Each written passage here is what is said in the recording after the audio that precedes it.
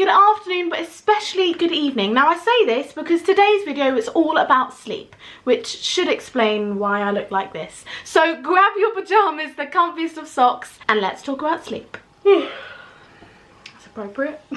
I've named this episode Invest in Rest, because when it comes down to it, our busy, hectic lives often leave us neglecting sleep. Sleep hygiene is so overlooked but so important for both our physical and our mental health. Our bodies need rest, and when we sleep, we let our brain and our body repair, restore and re-energise. When we don't get enough sleep, we can experience poor memory and focus, a weakened immunity, weight gain, irritability and cravings for caffeine, carbohydrates and sugars. And all of these things make us feel worse in the long run. Now I'm sure you know this already, but it is recommended that adults get between 7 and 9 hours of sleep every night. It's all well and good saying this, but it can seem impossible when after a working day, you've got housework to do, errands to run, dinners to cook, emails to respond to and deadlines to meet. And we've all been there when you wind up in bed, tossing and turning, counting on your fingers how many hours of sleep you'll get. Realise that you won't get enough. Know that you'll be exhausted in the morning when your alarm goes off. And then get stressed about the stress of trying to sleep. It's a vicious cycle and it sucks. To avoid this, recently I've been investing in my nighttime routine. And since doing so, I've noticed an increase in my motivation, my productivity and my general well-being. Obviously, life happens and there are times when this is going to be different. But today's video is an example of my typical evening routine that I have been working on since starting therapy. Firstly, and most importantly, I set and maintain a sleep schedule. The best way to train your body to fall asleep faster is to go to sleep and wake up at the same time every single day. I use the bedtime function on my phone because it allows me to set both a bed and wake up time, working out how many hours of sleep I'll get.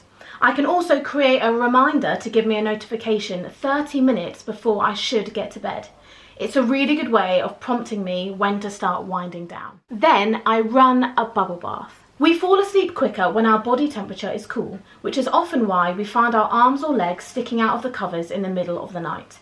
This is our body attempting to reduce its core temperature low enough to fall asleep.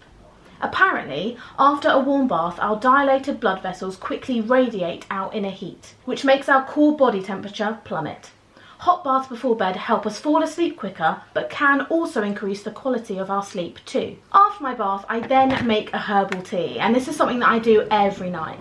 As we all know, I adore a good cup of tea, but it's suggested that we actually avoid caffeine after 4 p.m. So I turn to a herbal blend instead. If I feel that my body is tense, I turn to essential oils. Now I know it's not everyone's favourite scent, but lavender has proven to reduce anxiety, insomnia, depression and restlessness. To feel relaxed before bed, I put a few drops in the palm of my hands, rub them together and inhale slowly. Applying essential oils to your pulse points like your wrists, elbows or neck can also soothe and relax your body. And lastly, right before I go to sleep, I put pen to paper at the end of every day. This has been a solid part of my nighttime routine since I was very young, so I have quite the collection of diaries. It allows me to reflect upon my day, problem solve and leave my worries to rest.